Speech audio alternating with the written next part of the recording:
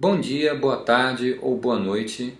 Gostaria de agradecer aos organizadores do evento pela oportunidade e também agradecer a você que se interessou por conhecer um pouco mais sobre a minha pesquisa.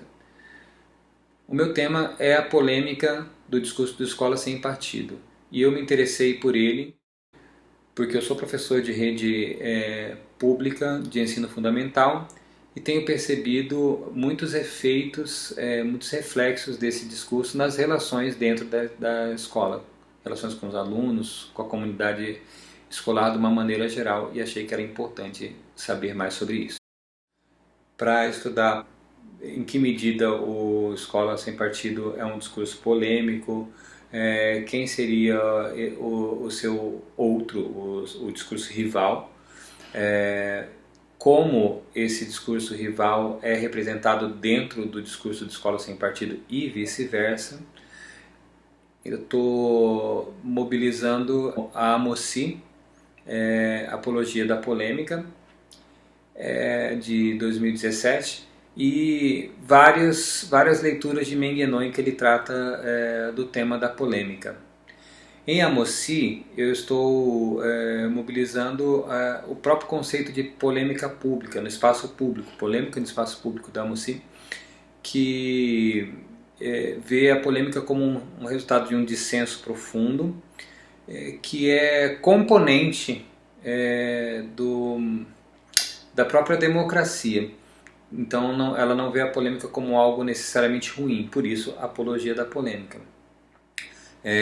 Já em Menguenot eu estou mobilizando conceitos operacionais como o da interincompreensão e o do simulacro. Por exemplo, escola sem partido, de um lado, lei da mordaça do outro. Ou diversidade de gênero de um lado, ideologia de gênero do outro. Para a formação do arquivo, eu comecei lendo Foucault, mas ele acabou não sendo suficiente para as perguntas que eu tinha para a formação do meu arquivo, e eu acabei encontrando algumas boas respostas em Menguenot, no Gênese do Discurso, e mobilizei conceitos como o do interdiscurso,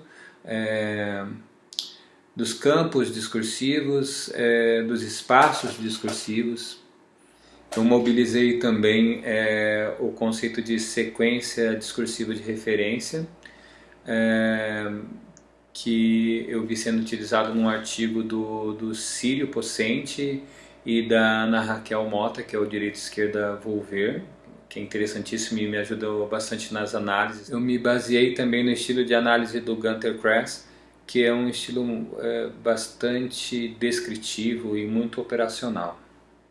Outro conceito importante que eu estou mobilizando é o de fórmula, da Krieg-Planck, e a metodologia que ela propõe para se verificar se uma expressão é formulaica ou não. O programa Escola Sem Partido teve início no Brasil mais ou menos em 2003, entre 2003 e 2004, de uma forma bastante discreta, com a publicação de um site, de uma página na internet, criada e alimentada pelo então Procurador da Justiça de São Paulo, Miguel Najib. No final da década passada, o programa Escola Sem Partido ganhou mais fôlego e mais destaque com a ascensão desse discurso conservador que se opunha, assim como ele, né, às políticas de teor mais progressista, que traziam para o centro do debate público, em vários campos e instituições,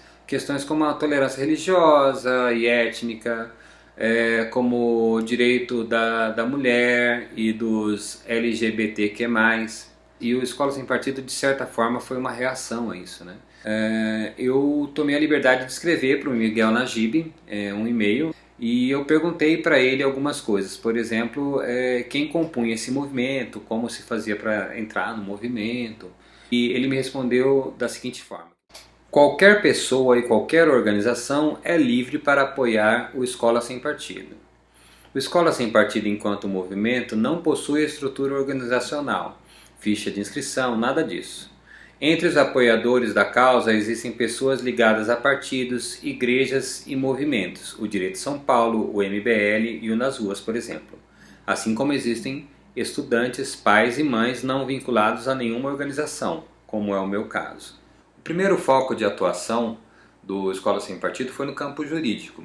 O site do programa continha basicamente um projeto de obrigatoriedade de afixação nas escolas do Brasil inteiro, de um cartaz contendo o que eles chamavam de os deveres do professor. Mas basicamente eles limitavam a ação do professor e expunham, digamos assim, o professor a um julgamento dos alunos em sala de aula quanto àqueles itens que estavam ali, enfim, listados. O texto desse cartaz passou a ser a minha sequência discursiva de referência. A análise desse cartaz gerou alguns resultados muito interessantes para a pesquisa. Principalmente se a gente pensar em duas situações diferentes. A gente lê esse cartaz sem saber a história que gerou esse cartaz, o movimento ao qual ele está ligado, enfim, que o gerou, né, que o criou. Toda a cenografia envolvendo o local onde ele vai estar afixado, ou estaria se a lei tivesse sido aprovada, né, que é uma sala de aula num tamanho enorme de quase 90 centímetros por mais de 60 centímetros, em que o professor estaria dando aula no exato momento em que aquele cartaz estivesse ali afixado, bem visível para todos os alunos. Se a gente ignorasse toda essa cenografia e toda essa história, toda essa memória que a gente ainda vai falar sobre esse cartaz, ele não teria grande problema, porque parece óbvio algumas coisas que ele fala, parecem coisas simples da ética profissional do professor, como por exemplo, não se aproveitar da audiência cativa para promover seus próprios interesses. Parece óbvio, ético isso, né? Não tem muita discussão ética aqui. Ou como, por exemplo, o professor não favorecerá nem prejudicará os alunos em razão de suas convicções políticas, ideológicas, morais ou religiosas, ou da falta delas. Enfim, parece óbvio que o professor não possa prejudicar um aluno por ele, enfim, ter uma convicção diferente da do professor, né? Ou favorecer aquele que tem uma convicção próxima da do professor. Isso tudo parece muito evidente. E esse aqui é o grande lance de analisar a Escola Sem Partido. A questão é que esse cartaz ele não está isolado, despregado de uma formação discursiva, de uma história, né? E quando a gente recoloca tudo isso na análise, aí é que a gente tem uma verdadeira dimensão discursiva do que ele representa. Eu vou ler um trecho da análise que eu fiz desse cartaz.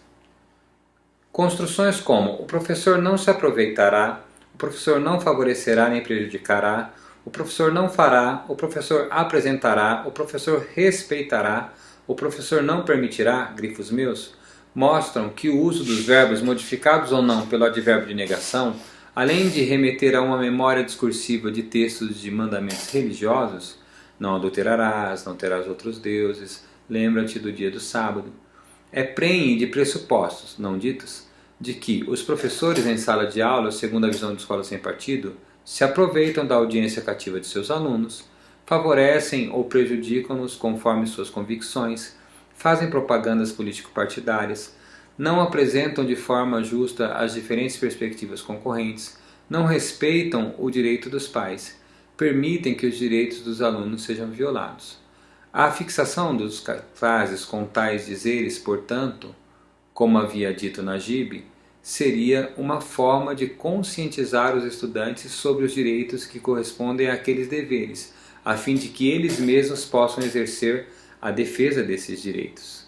Mas a análise feita indica que pode ser uma forma de colocá-los em alerta contra os professores, que seriam potenciais aproveitadores, injustos, militantes de partidos, tendenciosos, usurpadores de direitos dos pais, de educar moralmente seus filhos, negligentes para com os direitos dos alunos de serem respeitados em suas convicções, que porventura divergem das convicções de seus professores e ou de seus colegas. Mas se estamos de acordo que um professor que agisse dessa maneira que é descrita nessa análise que eu acabei de fazer, não seria um professor ético, não seria um professor que estaria desempenhando o seu papel de professor mesmo, ele estaria desempenhando um outro papel, como por exemplo um do militante, que é descrito ali pelo Escola Sem Partido. Então, onde reside a polêmica, né? Onde ela está? E pelas análises que eu tenho feito, inclusive em outros materiais, até dos próprios Escolas Sem Partido, mas não só deles, como por exemplo denúncias que o Escola Sem Partido acolheu e inclusive até apoiou judicialmente. Nessas denúncias a gente não encontra nunca nenhuma denúncia que tenha como ponto focal, por exemplo, um professor que doutrinou seus alunos num discurso conservador. A gente não encontra em nenhuma dessas denúncias, por exemplo, um professor que tenha orado em sala e isso tenha, digamos, gerado, enfim, essa denúncia. A gente não encontra. A gente não encontra, por exemplo, nunca um professor que tenha defendido, por exemplo, que 1964 no Brasil que em 1964 não teve um golpe, que foi uma revolução, como, enfim, as pessoas que são da formação discursiva mais, enfim, militarista pregam, acreditam. Então, a gente percebe que só um tipo de denúncia é acolhida, que é o tipo de denúncia contra falas, propostas, atividades, filmes, qualquer coisa que o professor leve para a sala de aula e que ponha em discussão, que seja mais ligado a uma formação discursiva, enfim, de acolhimento da diversidade, seja ela racial, sexual, enfim. São essas as denúncias que são feitas.